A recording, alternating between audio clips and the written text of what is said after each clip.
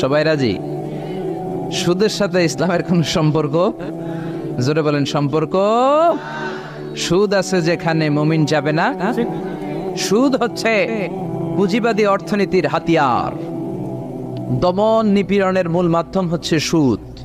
এই সুদের কারণে যারা ধনী এরা শুধু ধনী হতে থাকে, আর যারা গরিব শুধু গরিবই হতে থাকে। ইসলাম চায় না যে রাস্তার এক পাশে পাঁচতলা আর এক পাশে থাকবে গাছতলা। চিল্লা এখন ঠিক কিনা?